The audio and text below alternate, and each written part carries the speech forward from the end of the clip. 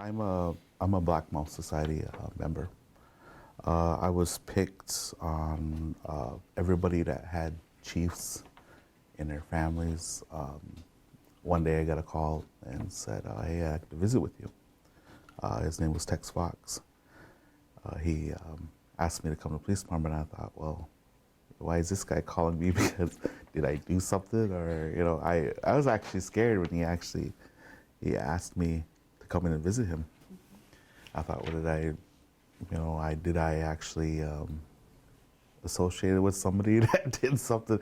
I was actually scared because he was the chief of police at the time, and I went to visit him, and he sat me down, and he said, "You're not in trouble or anything, but I just want to ask you something." So he asked me, and he said, "Hey," he said, "I give this a lot of thought, and he said, I'd like you to become a member of our." He said, well, he gave me a history of how everything, how he brought this society, how it was, and how the meaning behind it, and then they said they want to bring it back. So he actually asked me, and I accepted. So they took me down to Hell Marina, which they had introduced us, and that would have been 19 years ago. Yeah, about 19 years ago. So I've been a member since then. Now we have 28 members. I actually want to move up in a grade.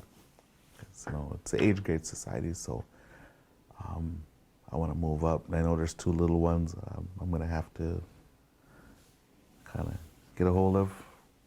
But I know there's older people that I have to go through too. So, but I do want to move up to the Crazy Dogs. My grandfather, he was a Kit Fox Society member, and he was a Black Mouse Society member too. From what I know of him, he was a pretty stern guy. Stern where his stories were, he didn't smile too much. He didn't smile very much, and he was pretty. He knew a lot about the traditions and oral histories of our tribe. There is a book called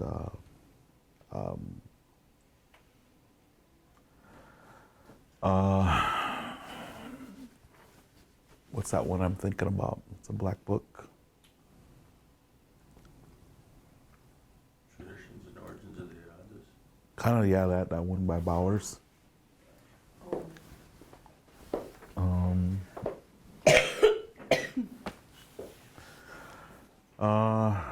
One of those books, anyways. It's by Alfred Bowers, and they talk a lot about my grandpa Fordance and how he used to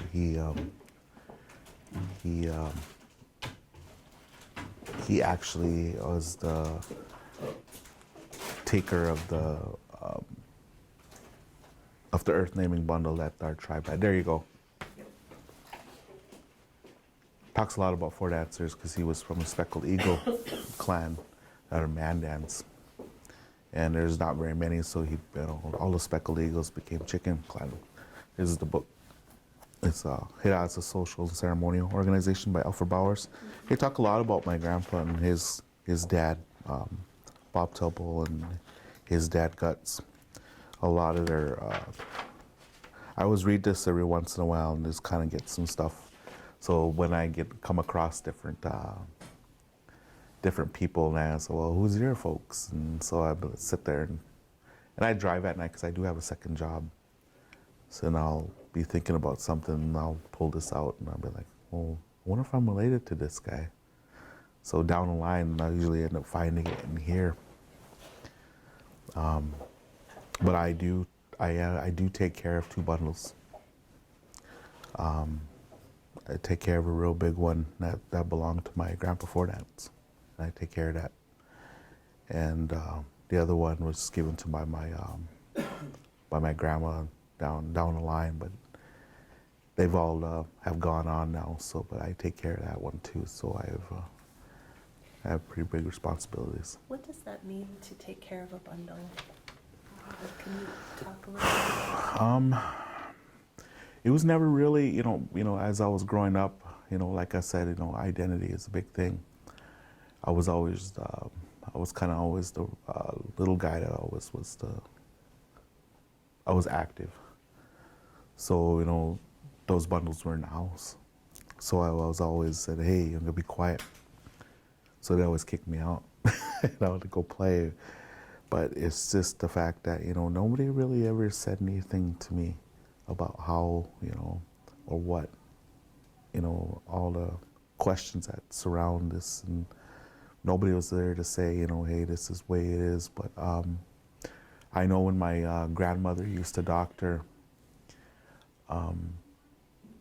my mom's brother, Norman, he used to, when I started, I was probably about 13, he sat me down and I said, this is what this is about. I said, you're going to help me from here on out. So that's what I did in a lot of my years. And I watched him and I learned a lot from him. And he basically told me, this is the way things are done. This is the way, there is no other way. This is the way it should be done. That's it. This is the way you do it. And he was a pretty stern guy, and he taught me a lot. But he never said anything about the other one.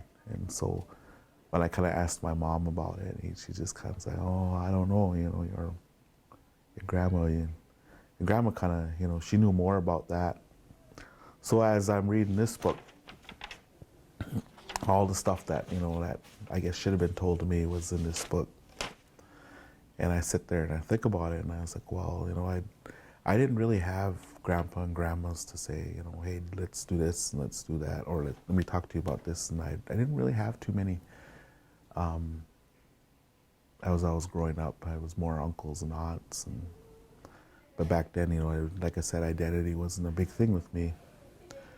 So, as it was as today, I can sit there and say, well, hey, I know you, I know where you come from, and stuff. But I just now, it was never a question when I was growing up.